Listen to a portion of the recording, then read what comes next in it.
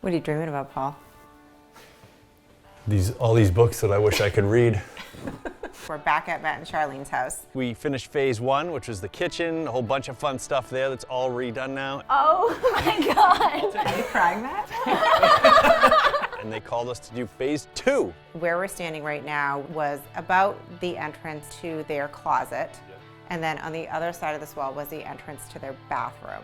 So what we did was we combined the closet and the bathroom to make it one big bathroom. But we went from having 2 doors on this wall with a nice center area for the TV to having 1 door, which is not really in a great spot anymore. So we had to figure out a way to make this wall look centered. So this is what we did. Centered it. We ended up with this kind of odd spot in the middle. So what we did was we balanced out the wall by doing floor-to-ceiling bookcases on both ends that are the same size. And then we took this whole middle section kind of as one. So we added a fireplace, added a mantle, and this is the new entrance to the bathroom. We did a long bed of double sinks in the middle with a window. Look how much room you have in between. There's a lot of space. In between. I love when we can do a long vanity because I love having a window on the vanity wall. So we actually custom built this vanity because we had looked at some different designs that they wanted. They wanted to look a little bit more modern and we wanted it all to look uniform. So we ended up building this. So the center are actually drawers. So we have 2 drawers in the center.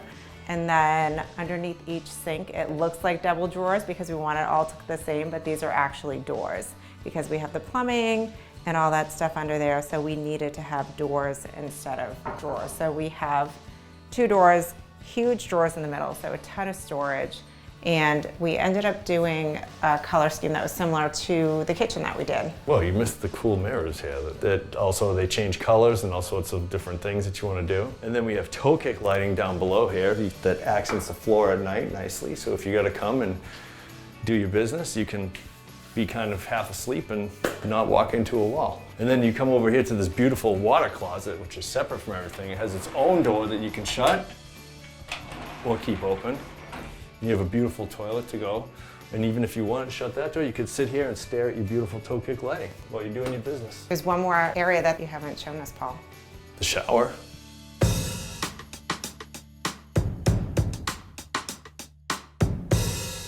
If you decide you're calmly sitting here and thinking about your thoughts in your day, a little something to brighten up your niche. They wanted this space to look modern and have a similar color scheme as what we did in the kitchen.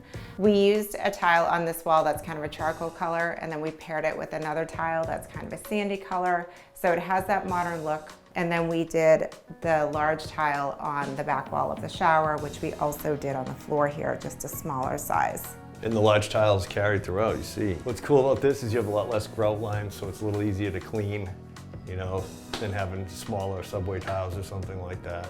And then one more thing that they wanted was a bench, so we were able to build in a bench.